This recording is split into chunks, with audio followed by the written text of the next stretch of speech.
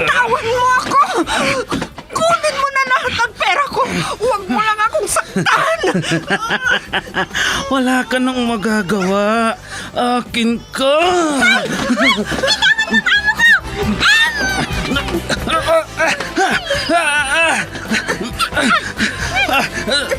Sino kang pumulupot sa likod ko? Bumaba ka dyan.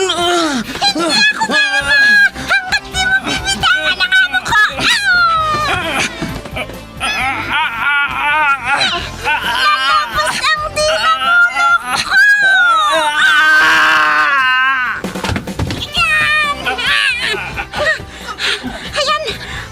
Natumba na siya, madam! Salamat, Pepita! Salamat!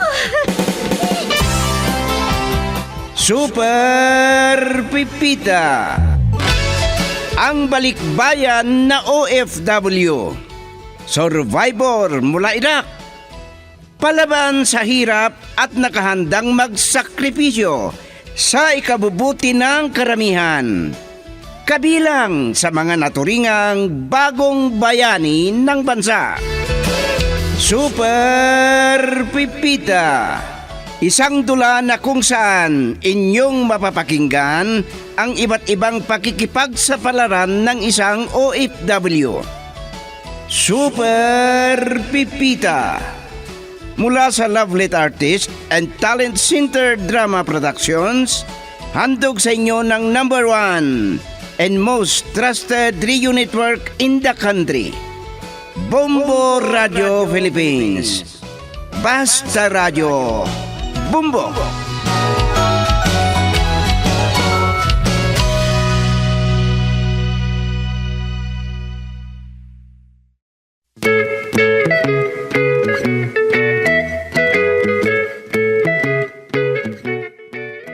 Ang nakaraan, napagkamalan ni Fanny si Bunjing na driver ni Mercedes kaya nakarinig ng hindi kanais-nais ang binata.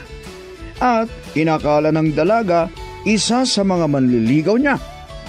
Kaya napilitan si Mercedes na kausapin si Fanny. Napahiya ang dalaga nang sinabing anak ni Mercedes si Bunjing na nakausap niya.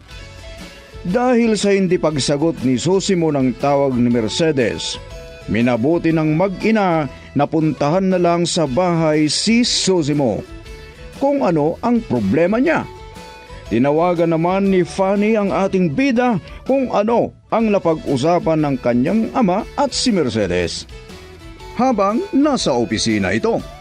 At ngayon mga kaibigan, sa pagpapatuloy ng ating kwentong pinamagatang Pintasera na nga, suplada pa, dito sa ating dula, Super Pipita!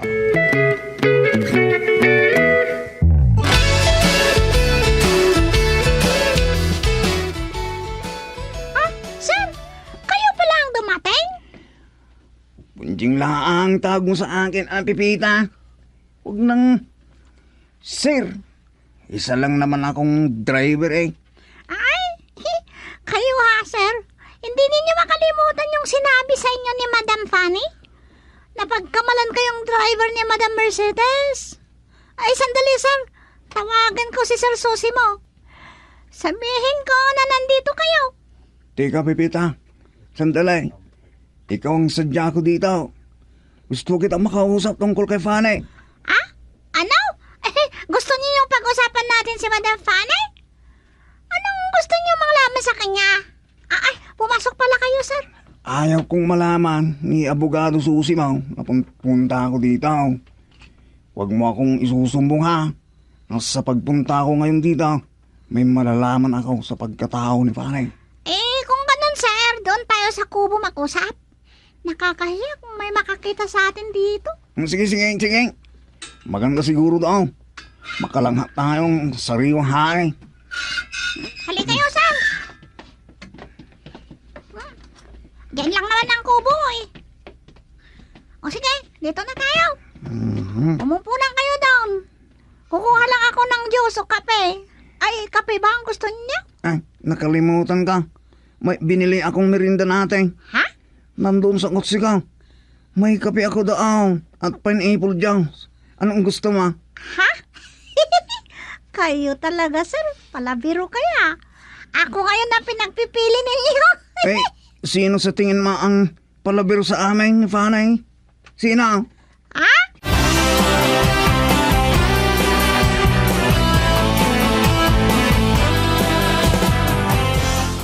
Nakakainis talaga.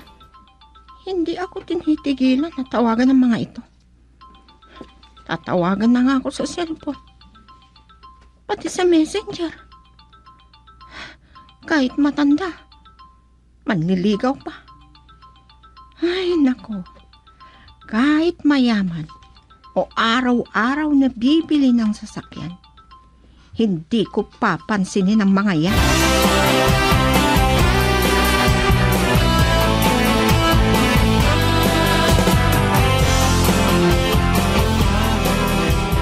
Masaya ka palang kausap, Sir Bunjing.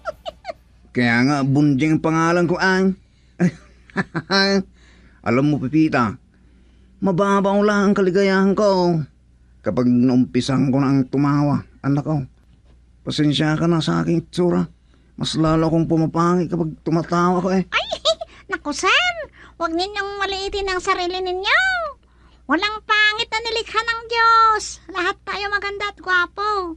Pero, depende sa ugali ng tao. Wow, gusto ko yung sinabi mo, Pipita. Sa palagay ko ay, may malasakit ka sa akin, oh. Napansin ko, suplada at pintasira si Vanay, di ba? Napansin yun din pala. Bakit ganun yaw? Ay, hindi ko alam, sir. Ayaw kong makialam. Kayo na ang bahalang humusga sa kanyang pagkatao. Ay, Pipita, baka iniisip mo na may gusto ako sa kanya. Hindi pa ngayon, Ha? Ikaw pala? Eh? Kaya nga Bunjing ang pangalan ko kasi ganito talaga ako eh. Basta yung napag-usapan natin ang secret. Walang nakakalam ha, Pipita.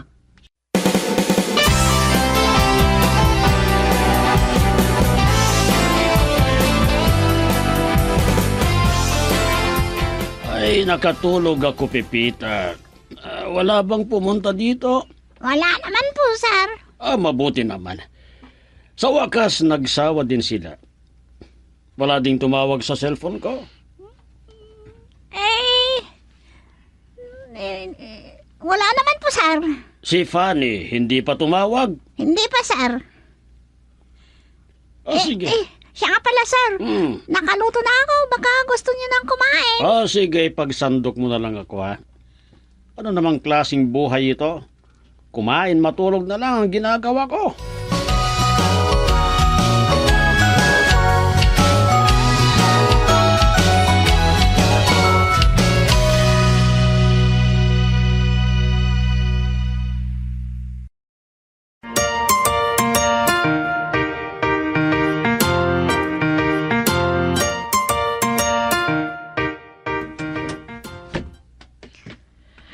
Kumusta ang daddy, Pipita? Hindi na ba siya lumalabas sa kwarto niya? Lumabas, madam, nung narinig niyang may kausap ako sa cellphone. Yan ba ang ginagawa mo dito? Ang magtelebabat sa cellphone? May makita lang akong alikabok. Naku, makikita mo. Patapusin sana ninyo ako magsalita, madam. Kayo ang tumawag sa akin, madam. Hindi mo kasi sinabi sa akin kaagad. Ha? Sus Mariosep. Sige, madam. Papasok na ako sa loob. Titingnan ko yung niluluto ko. Naku, sino naman kayo itong tumatawag na ito? Teka. Hoy! Kung sino ka man, wala akong panahon sa'yo. Pastor? Sorry, kayo pala. Ha? Si Daddy? Nasa kwarto niya. Sige po. Ay, nakakahiya. Si Pastor palang tumawag.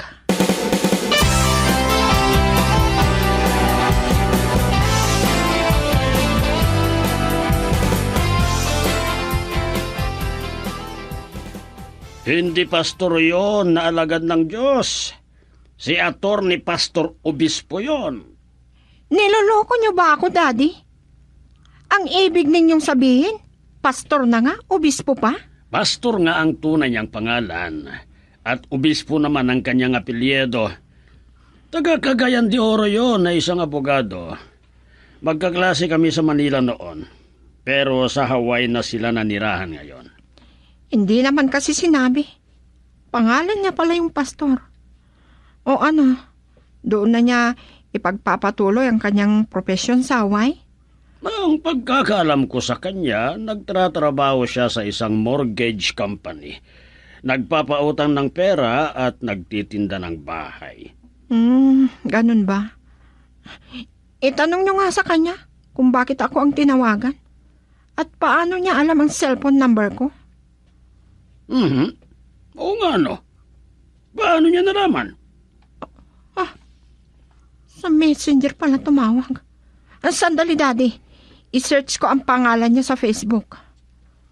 Pastor Obispo.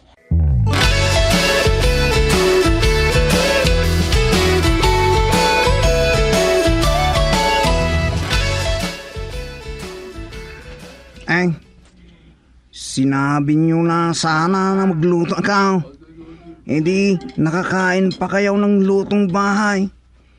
Hindi pa kayo nagsawang kumain sa restaurant. Ay, kung bakit kasi walang makuhang kapalit nung umalis na katulong natin.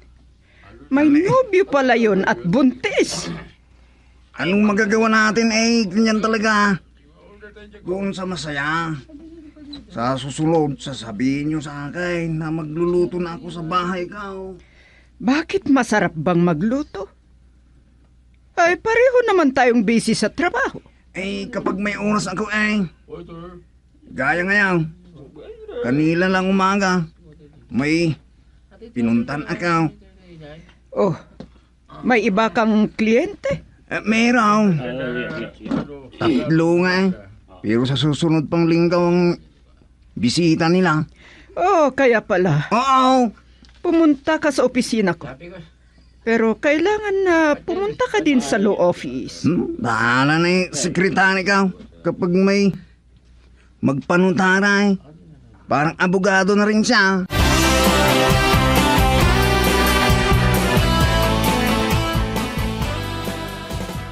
Nagtataka ako kung bakit wala nang tumatawag sa cellphone ko. Naka-off pala. Pero bakit hindi ko mabuksan? Pepita! May ginagawa ka pa ba sa kusina? Tapos na po, sir. Halika rito, may sasabihin ako. Opo, sir. Oh, Ano po yan?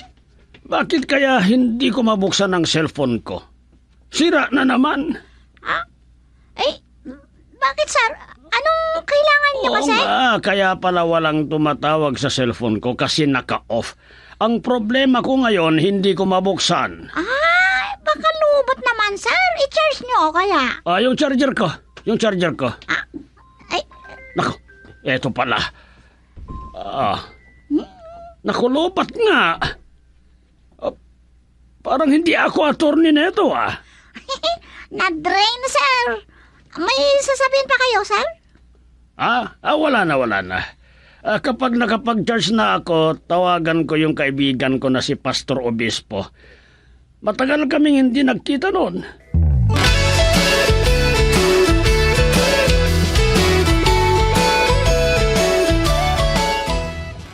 Gising pa pala kayo, madam? Gusto niyong ipagtimpla ko kayo ng gatas? Alerto kang katulong, Pipita. Alam mo kaagad ang ipag-uutos ko sa'yo. Narinig kong tinawag ka ni Daddy. Anong problema niya? Ay, kasi hindi niya mabuksan ang kanyang cellphone. Lobat pala. Naku, yun lang palang problema. Hindi nag-iisip. Parang hindi abogado. May mga tao hindi marunong sa cellphone, madam. Yung hindi nila kabisado. Matanda na talaga ang Daddy. Pero alam mo, may nanliligaw sa akin na piskal. Magaling yun. Nahack nga yung account ko Pero alam niya ang kanyang ginawa.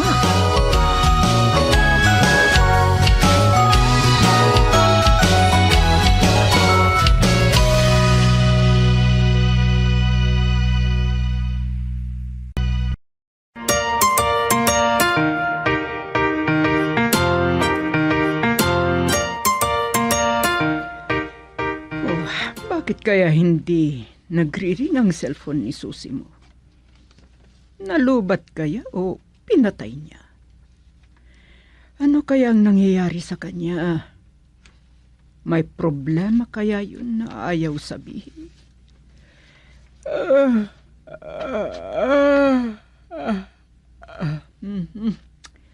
Naantok na ako. Subukan kong tawagan bukas. Kung hindi niya sasagutin ang tawag ko, pupuntahan ko na sa kanila. Pero hindi ko isasama si Bunjing. Baka mapagkamalan na naman na Fanny na driver ko. Kahit walang itsura ang aking anak, matalino naman siya.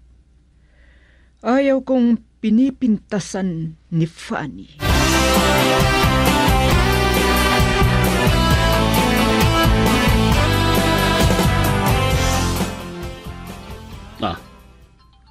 Si Mercedes ang tumatawag. Hello? Magandang umaga sa iyo, Sisibo. Natawagan kita kagabi. Hindi ka sumasagot. Napabayaan kong lobat. Nagcha-charge ako. Akala ko nga hindi na pwede. Nagpatulong ako kay Pipita. Eto, gumana na. Kung hindi mo pa sagutin si Pipita na lang ang tawagan ko sana. Bakit? May sasabihin ka ba kay Pipita? Ay wala, ikaw na lang ang tatanungin ko. Matagal na kaming walang kasama sa bahay. Saan niyo siya kinuha? Si Fanny ang naganap ng agency at pagkatapos si Pipita ang sinabi nila. Kaya sinundo na namin kaagad doon sa opisina. Ganun ba? Saang agency yan? Anong pangalan? At magpapahanap din ako sa kanila ng katulong. Sige, sabihin ko kay Fanny na naghahanap ka ng katulong para ibigay sa iyo ang address ng agency.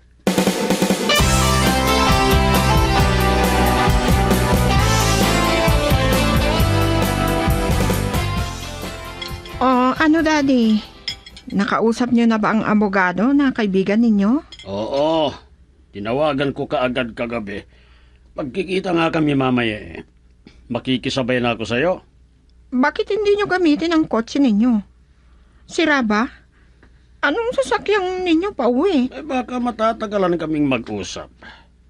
Sa tagal ba namang hindi kami nagkita? Di sunduin mo na lang ako sa lugar kung saan kami magkikita ng kaibigan ko. Pero depende yan. Tawagan ko na kaya yung mekaniko para tignan yung makina at baterya neto. Sir, kahit ako na pong magtesting ng sasakyan ninyo. Aba, bakit?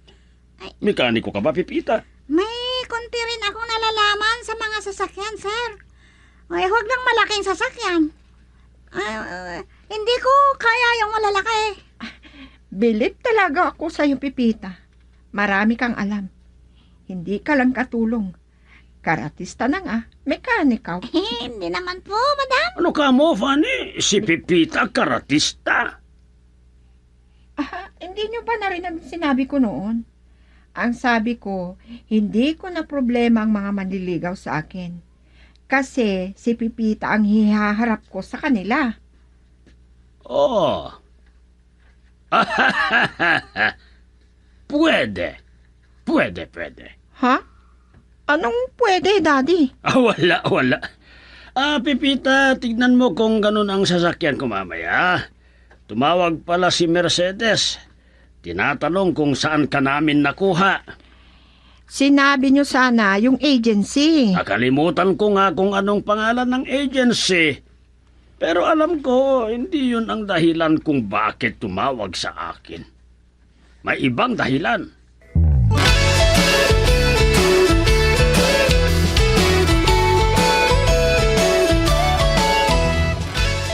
Yan ang hinala ko. May problema si Susi mo. Ayaw lang sabihin sa akin. Tatanungin ko sana kung ano ang problema niya, pero nag-alanganin ako. Kaya ang naisip ko na itanong kung saan nila kinuha si Pipita na katulong nila. Mamay, may itatanong ako. Kamag-anak niyo ba si Fanny? Ano? Ayan ka na naman eh. Niluloko mo na naman ako. Napansin ko kasi sa kanya, hindi pa man ako nanliligaw eh. Nanghihinala na. Bakit? May gusto ka ba sa kanya? Maganda at matalino, pero ayaw ko ang kanyang ugat. Medyo napapalayo na tayo Ano ang problema ninyo amay? Kung sakaling nagugulahan si Attorney Zosimo. Nagtataka nga ako. Hindi naman dating ganun. Ay nako, mabuti pa. Magbihis na kayaw. At sabay na tayo mamay. Tatawagan ko si Pipita. Hindi ba may dalan akaw kung bakit pupunta ako sa bahay nila Sir Zosimo. Tawagan ko na.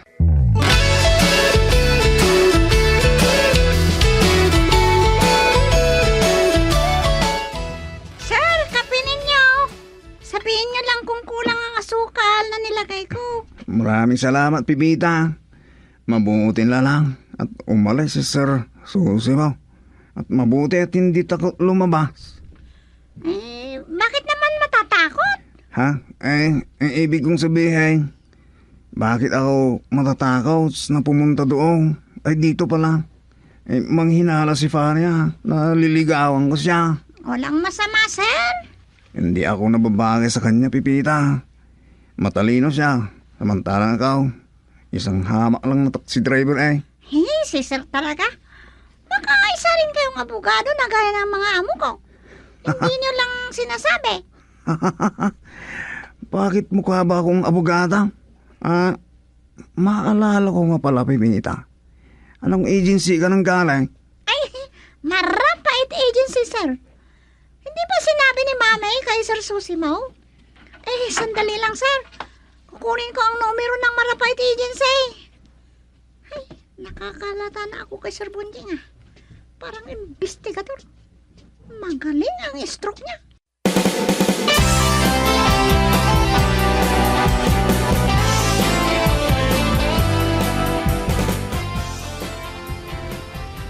Bakit hindi ko agad naisip?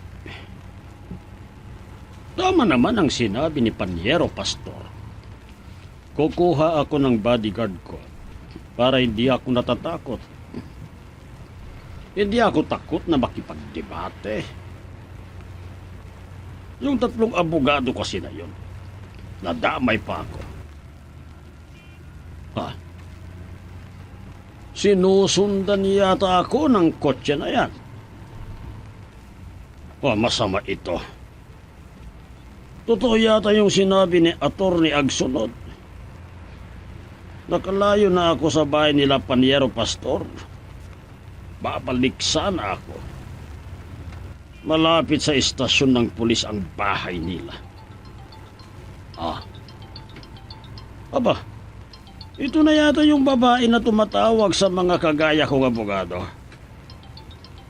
Nako, talagang sinusundan ako ng kotse na yan.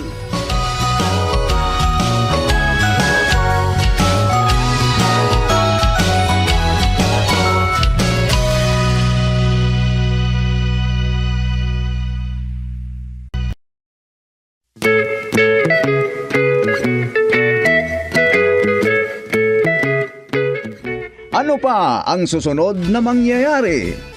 Abangan bukas ang karugtong ng isa na namang kwentong pinamagatang Suplada na nga, Pintasira pa.